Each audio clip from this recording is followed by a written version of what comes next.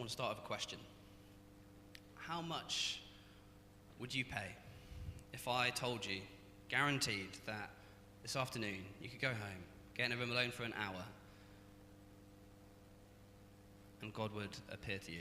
He would appear directly to you. You would hear the voice of God, audible voice of God. Think about that. How much would you pay for that? If you get alone, for an hour or so today, and you get to hear God. God appears to you, directly to you. How many would pay at least £100? Yeah, a few people. How many would pay at least £500? Yeah. I mean, I don't have this much money lying around, but who would pay at least £1,000? Yeah? Because it's worth it.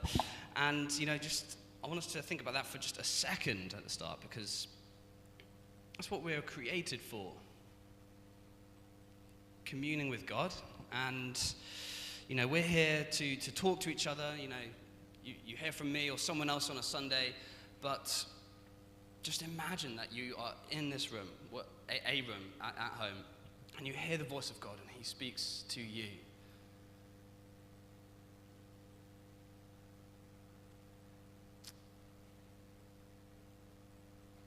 God can communicate to us however he wants, right? He doesn't have to send down a tablet of stone or have this big, booming, audible voice or write it down. But I'm telling you, it's possible to have God communicate with you, to hear from God in a just as real way. It is possible. I'm telling you, there are mornings when I walk out of a room after I've spent time with God and I go, what the heck just happened? I know that God communicated to me today. I know that God has done something this morning, and there's nothing, I don't think, more exciting than that. If you can think of something, please tell me about it, because I want to experience that. I can't think of anything more exciting than hearing from God and actually being able to say that the creator of the universe said something to me this morning. The mornings I have alone with God, they're the best time of my life. And the reality is, there was a time when I didn't spend time with God, ever. At least not intentionally in the same way I do these days. And that's what we're talking about, because that's what happens when we get into this practice of solitude. The reality is, it's hard. Next slide. It's one of the hardest spiritual practices, I think. Solitude, time alone, time in quiet. Today more than ever, right? It's a hard practice to do, to actually withdraw, to stop, and to do nothing. It's something I think is really hard to do. But as has been quoted in the last couple of sermons, that without solitude, it's virtually impossible to live a spiritual life. Without solitude, it's virtually impossible to live a spiritual life. That is a big statement. Not the kind of statement we can just ignore. But I think those who have pursued solitude would probably say there's a huge element of truth to that.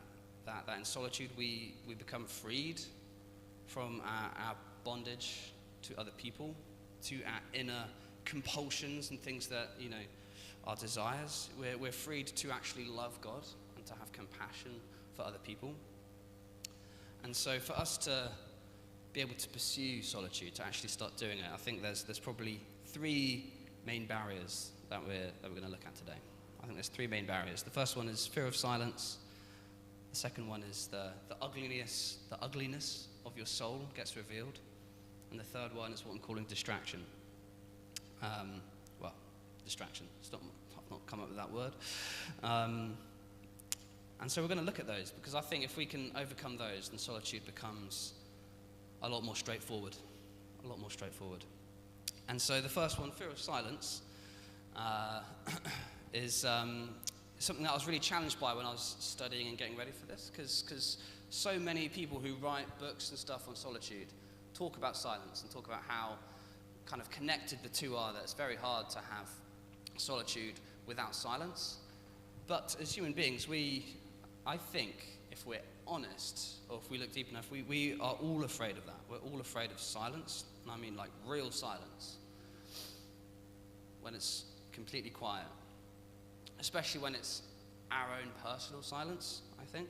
So in order to try and find out how bad silence really is, I decided to take a day this last week in complete silence. I didn't say a single word for almost 24 hours. Almost 20, it wasn't quite a full day, but almost 24 hours. I didn't say anything to anyone. And for 8 of those hours or so, I got alone with God, just went somewhere, got in a room, just me and God. But every interaction I had with another human being was humbling, right? I had to figure out different ways to communicate with people, because I was committing to not speaking. It was kind of like a whole day of charades. I did make myself some flashcards, which helped me, which would help, if anyone really wanted to desperately try and strike up a conversation, I could hold up a card saying, hi, I've taken a vow of silence. Please tell me about yourself. But yeah, it was a weird experience, and I want to share kind of what I observed in myself over the course of that day, and why I think silence is scary is because I think it means giving up control. It certainly made me feel helpless, when I couldn't speak, because I'm accustomed to using my words to kind of manage or control others, at least to an extent, and I kind of, ask myself, if I don't speak, who's going to take control? I think that was hard earlier in the service for me, just actually letting that silence go on, being like, well, what happens if no one speaks? The answer is God takes control. God takes control. But he's not going to take control until we let him, right? We hold on to that control, and so that's why silence is actually really intimately related to trust.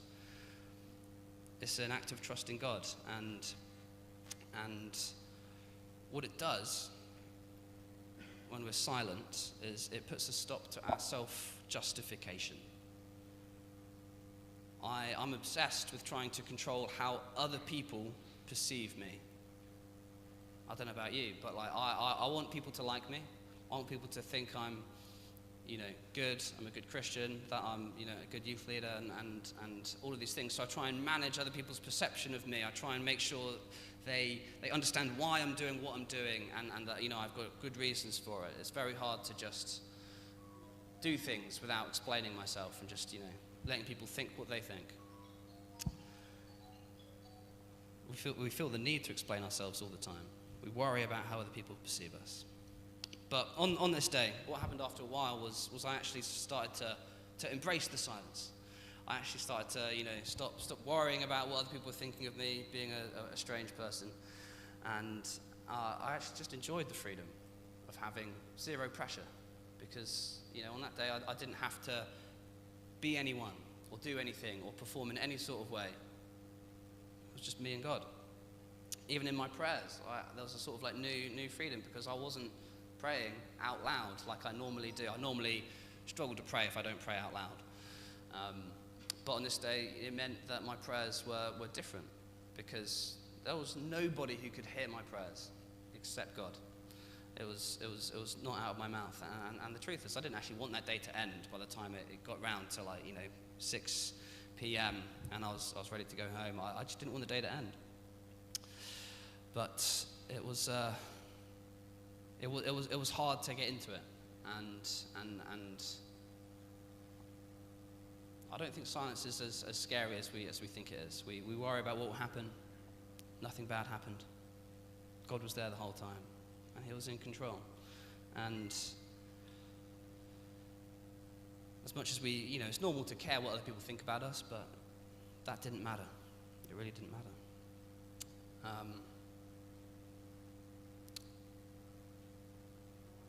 So we're afraid of silence.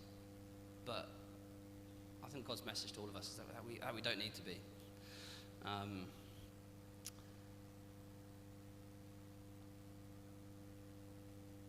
The second problem I think we face, once we kind of get over that initial, fear of silence, is that when we enter solitude, when we enter this sort of way of being with God, is that the ugliness of our soul gets revealed. And I think this is the big one to talk about today. This is actually the main problem that I want us to think about, that we'll come back to as well. Hands up, who can think of someone who used to be like a prominent Christian leader, but then some scandal came out and they, fell from grace? Who can think of someone like that? Probably a lot of people that we probably unfortunately have to choose from as well in answer to that question. I wonder if you've ever wondered why that happened to this or that leader. How could that have been going on? I want to share a quote with you from a book called the Strengthening the Soul of Your Leadership. But it's a book all about solitude, and if you want to explore this deeper, it's a really good book to read, all about solitude, if you want to explore the practice of solitude deeper. But the author, Ruth, she's actually quoting from another book in this bit, but the rest of her book is really good. But she quotes this other book where the authors in that book, they explore this phenomenon that I just mentioned, where prominent Christian leaders get brought down by what they call their unattended dark side. And they, in this book, expose the sort of subtle dysfunctions that drive Christian leaders, but often go undetected and unchallenged until it's too late. And what they say is that the dark side is actually the result of natural human development. It's the inner urges and compulsions and dysfunctions of our personality that often go unexamined or remain unknown to us until we experience an emotional explosion, that's what they say, or some other significant problem that causes us to search for a reason why. And at times, the dark side seems to leap on us unexpectedly, but in reality, it has slowly crept up on us. It's been a lifetime in the making. And so, what I want to draw out is that I think this dark side that they call it is something that they're saying everyone has. We all have a sin problem, as the Bible might describe it, or we all have the capacity to betray other people, to hurt, to lie, to hide. And I think we're all a bit like this river, which is going to come up on screen, hopefully, on the next slide. We're all a bit like this river. Does anyone recognize this river? It's in the UK. You might have heard of it. It's called the River Wharfe in the Yorkshire Dales, and this particular part of the river is called the Strid. And it's a particularly dangerous part of the river because a few hundred meters upstream it looks like this. Next slide. Yes, it looks like this. Just a few hundred meters upstream, it's this large river, like 10 meters wide or something like that. And then it, gosh, where am I? and then just, it becomes this tiny little stream by the looks of it. Where's all that water gone? And this is what the Google summary said. Although the Strid appears to be, this narrow, peaceful stream that you could easily jump across, it's actually a massive boiling chasm where all that river was forced into a deep churning channel underneath. So underneath that river, there are these, caverns and things, all this water churning around deep underground. It's squeezed through this narrow gap, less than 2 meters wide. And there's the depth's estimated like 20 meters to like 65 meters deep. That's higher than this ceiling. So there's this deep chasm underneath that is underneath there with this, the churning turbulence of the water as well traps air in the water, which makes it harder to float. So this is actually a really dangerous river to go in. And what happens is the rocks and the undercurrent underneath often easily drag people down. And there's moss, as you can kind of see, covering all those rocks. So if someone falls in, the fatality rate is almost 100%. And maybe that's a bit morbid, but I think this is us. This is a bit of a representation of what they're talking about in that quote I read, that, we can appear peaceful, content on the surface, but underneath we're all complex. We're all potentially dangerous and lethal to other people. I don't know how you found that time of silence earlier on in the service, whether there were unpleasant emotions that came up or thoughts that kept plaguing you. That happens to me a lot.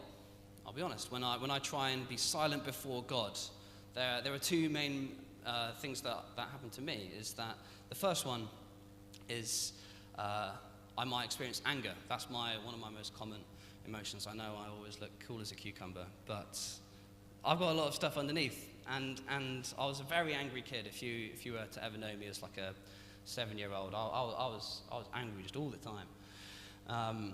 I had to make up my own swear words because I wasn't taught any as a Christian child, and I used the longest words I knew. So I called people a gumbine harvester, was the way I pronounced it. Or I had a friend called Jack Shakespeare, which was a really long surname, so I would call people Jack Shakespeare. But there was this one quiet time, like a year or so ago, when I just kept thinking of this event that happened at the youth camp we go on, which had happened like the year before. We were in one of the main meetings. We'd been worshipping, and if you've ever been in one of these kind of festivals where you're all sitting on the floor, you're all huddled in. And what happened was, this one demon child behind us, not in our group, you'll be pleased to know, he had the cheek to sit down 10 seconds earlier than everyone else, kick all of our stuff out the way, and I had nowhere to sit. My blood was boiling. I was fuming at this awful child. I had words with him. And the thing I'm ashamed to admit is that a year later, I was still angry about it. This stupid, event that had no impact really on me. I was still annoyed by it. And it's a silly example of for me, but often when we get angry over things, it's because we have the same struggle. We actually have, whatever we're getting angry over is something that I'm often angry in myself. And so when I see other people do something selfish, even if it's so minimal, that really makes me angry. That's because I'm quite a selfish person. And so it just reminds me of how angry I can be at myself for my own selfishness. So we might experience anger in these times of solitude. My other one, honesty time, is lust. If you don't know my story, as a teenager, I watched a lot of pornography, and I got addicted to it for like 10 years. And what happened was I used to, whenever I had time on my own, that was when I went to porn. That's when I went to that. And so these days, whenever I get time on my own, it's a temptation. There's thoughts that come to my mind like, oh, go on, that's what you've used, what you're used to doing. Time alone, it's a trigger. Go watch porn. And so, for me, I get these feelings of shame come up sometimes when I try and enter solitude of like, you know who you are, you know what you've done, and that's another common thing that comes up. We all know the things that we're ashamed of that we've done, and they often come up during times of solitude. Because we might be able to put on a front for everyone else, but when we come before God, there's nowhere to hide, right? There's nowhere to hide before God because God knows everything. And there's going to be different things for each of us, different things that we struggle with that make it tempting to stop having this time of stillness, this time of solitude in God's presence. Maybe for you it might be worry. Maybe you're someone who stresses over a lot of things and you've got a lot on your plate, there's a lot of responsibility, and so every time you try and get alone, you think of everything that you have to do, all the weight that's on your shoulders. It comes up, or maybe for you, you've been through something traumatic, really hard, and so those thoughts come up whenever you get quiet, when it's just you and God, and you feel a deep sadness, deep sorrow. A word that you might use to sum up all these different things is pain, anger, sadness, sorrow, shame, we might call it pain. And all of us is a well of pain. In every single one of us is a well of pain. And the problem we have is that we're leaky people. This pain is leaking out of us in different ways. We're not as watertight as we'd like to be. We're not really like this river. The water leaks out. And our pain is a bit like toxic pollution, leaking out into every relationship, every situation that we find ourselves. And we can try and hide from this pain. We can try and pretend it's not there, but that doesn't stop it affecting other people. It doesn't stop it bursting out of us all of a sudden. So we've got to deal with it. Ultimately, we've got to deal with this pain that we all have. And there is good news. We can get free from our pain so that it doesn't actually spill out of us in that uncontrolled way that is damaging and toxic to other people. The bad news, depending on how you see it, is that to get free from our pain, we need to face our pain. Which leads me to the final sort of problem that we face, is that we have another enemy to us entering solitude, where we get to confront this pain. The final enemy is distraction. I think there's a slide, just so that you know how distraction is spelt, but maybe there isn't. So, pretend distractions on the screen. There was a study in 2019 where these two German psychologists did this study on how adults use their phones. It's a very interesting study. And do you know what conclusion they came to? They said that the best analogy for how adults use their phones is as one of these.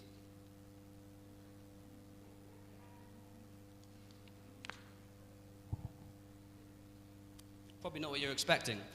And what they mean is that adults use their phones in the way babies use dummies.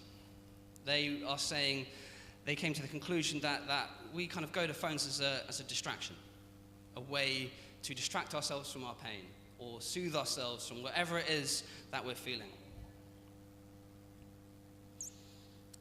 I want this image to get burned into your mind. Can you remember the last time you were bored?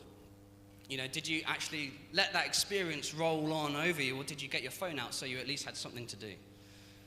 You know, we don't even really let ourselves experience boredom. Arguably the mildest pain we could experience. Now, I'm not criticizing anybody or judging anyone's screen time. I'm not going to ask anyone to reveal that anyway. But, you know, if we just keep going this way, we can. It just means this is what we look like. It means we're never really going to grow up. You know, it's a good thing when a child has their dummy taken away, right? Because they then learn to express, to process, to deal with their pain in healthy ways. And maybe for some of us, that's something that we need to do ourselves. We need to do the same thing with our phone or our TV or whatever other major distraction we have in our lives.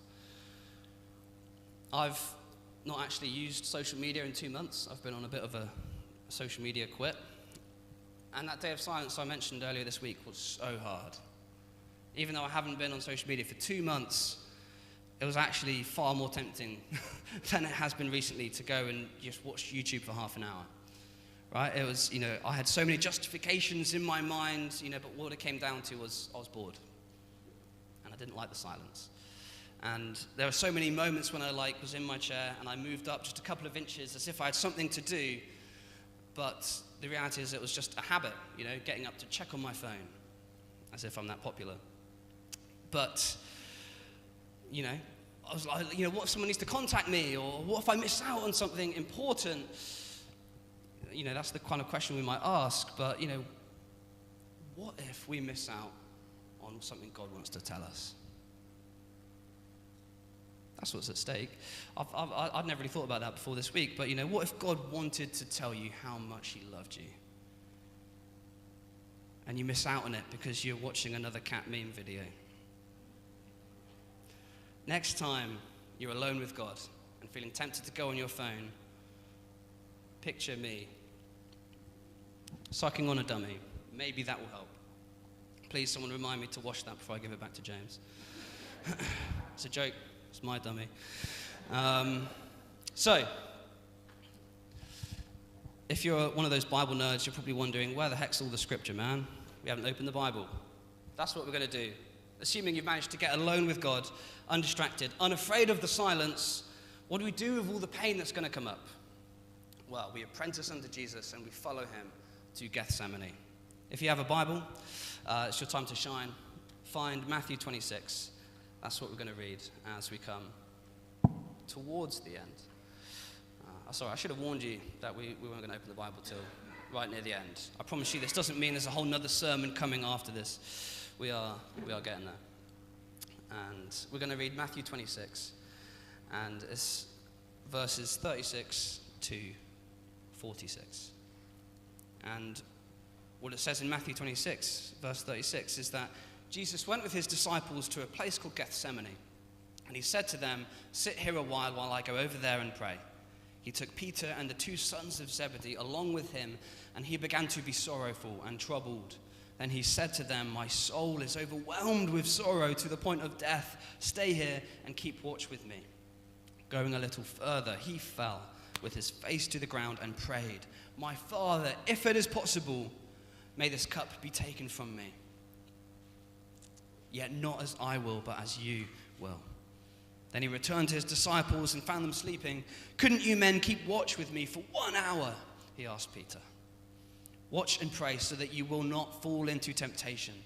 The spirit is willing, but the flesh is weak." He went away a second time and prayed, "My Father, if it is not possible for this cup to be taken away unless I drink it, may your will be done." When he came back, he again found them sleeping because their eyes were heavy. So he left them and went away once more and prayed for the third time, saying the same thing. Then he returned to the disciples and said to them, "Are you still sleeping and resting? Look, the hour has come, and the Son of Man is delivered into the hands of sinners. Rise, let us go. Here comes my betrayer."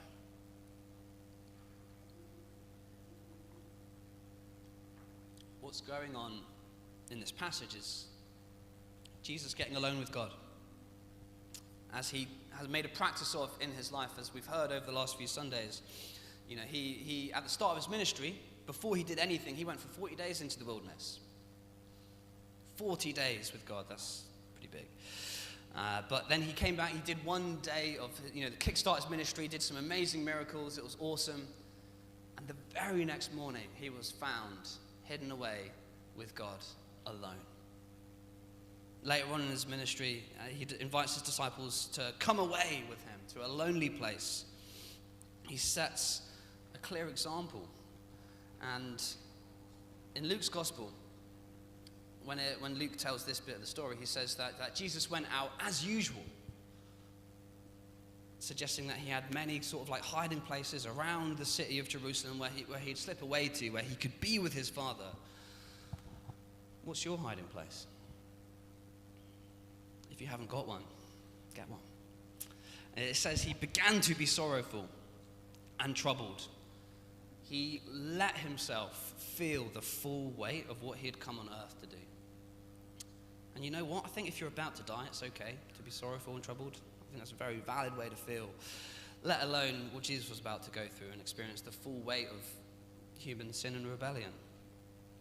But the amazing thing we see here is that he doesn't hold back from God. He tells God straight up how he feels. And we should do the same. Like Jesus, we need to go to this place of pain. Not distracting ourselves from the pain, but meeting God in it. That's what Jesus is doing here. He's very vulnerable with God, right? He says, verse 39, "My Father, if it is possible, may this cup be taken from me." He's talking about the cross. The Son of God who came to earth for the main reason of going on that cross. Just before it happened, prayed to his dad and said, in other words, "I don't want to go to the cross." That's my translation. Have you ever meditated on that? That Jesus said, "I don't want to do it." He'd known all his life what he was here to do, but when it was time to actually walk all the way into it, he had a few things he needed to say to God. And he stayed in that garden until he was ready to emerge and walk that path that was laid out for him. And Jesus goes through three movements, we might call them, here in the garden, that we can follow and do ourselves in our times of solitude. The first thing is he gives God his feelings. He says, I'm troubled, I'm sorrowful, this is what I'm feeling. He gives them to God without filter. He just says it. And then he gives God his desires. He says, this is why I'm feeling this way. This is what I want or what I don't want. And then he gives God his trust. He says, ultimately, I want to give you these desires, God, because your will is what needs to be done. And as we do this ourselves, some people might call that first one noticing and naming your emotions or your feelings. I personally find this really hard to do, but that doesn't make me exempt from doing it. It doesn't mean I don't have to do it. And what we need to do as we try to do this is realize that our feelings, we are not our feelings, right? We might have loads of feelings in us, but we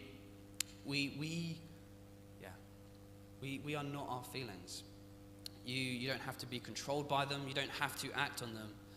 It's possible as we come to God to just simply say, look, this is what I'm feeling, objectively, and I want to give these to you. Anything that's not of you, I want to ignore. I want to not act on. And our job is simply to offer things to God, to offer our feelings to God for our transformation. I'm convinced one of the reasons a lot of us don't enjoy prayer, a lot of people don't enjoy prayer, is that we don't really pray.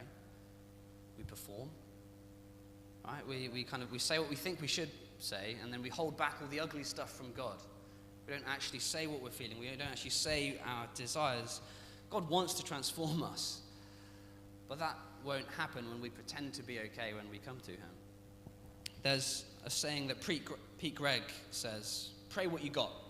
He's written a lot about prayer. So, if you've got anger, pray that. If you've got sorrow in you, pray that. If you're bitter about something, pray that. You've got shame, pray that. You've got envy, pray that. You're exhausted, pray about that. You don't have to hide those things and pray for, Daisy's ankle and, all the other things that, you have on like a prayer list that you think you should pray because that's what you do when you pray. Tell God what you're feeling. I think God is more interested in those things. God's more interested in an actual connection and relationship with us. He doesn't want our mere token prayers, merely for the sake of it.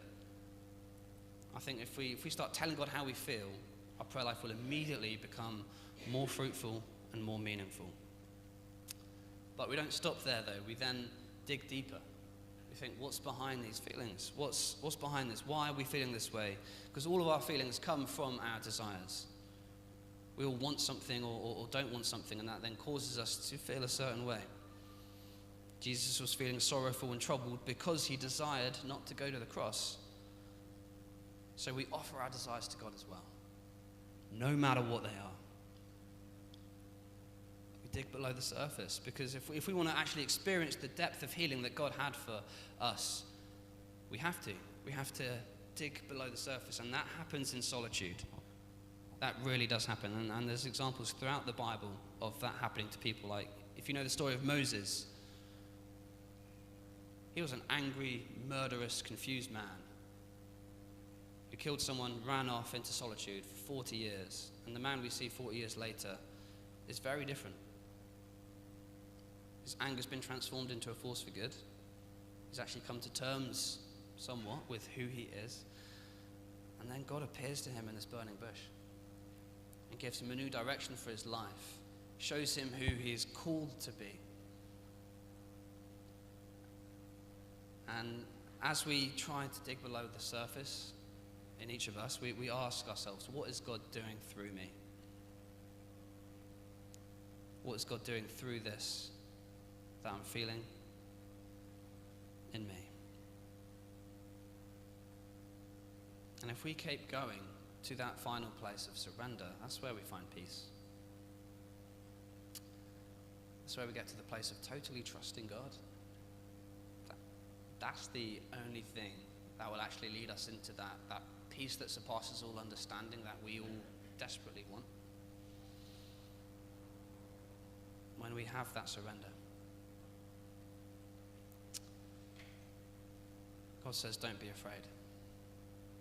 Even though solitude might be scary, and we might want to avoid all those things that might come up, God says we don't need to be afraid. And as we move into a final time of stillness, an opportunity for prayer, if you would like it, I'm just going to finish with a quote from Richard Foster, who's personally responsible for about 25% of this sermon. So if you want to read his books, it would be a good idea to explore this deeper. But he asks us this. He says, don't you feel a tug, a yearning to sink down into the silence and solitude of God? Don't you long for something more? Doesn't every breath crave a deeper, fuller exposure to his presence? It is the discipline of solitude that will open the door. And you are welcome to come and listen to God's speech in his wondrous, terrible, gentle, loving, all-embracing silence. And the church should be a sanctuary of silence. That's another quote, but I can't remember who said it, or if I'm even quoting it right. But I like that, and I think it's true, that when we come to church, we should let that dust of our lives settle down. Do you remember the jar that James had at the front? With all the stuff swirling, we've got to let the stuff settle. And then we can actually see the dirt in the jar. That's what happens in solitude. We need to be still and see what God wants to do in us.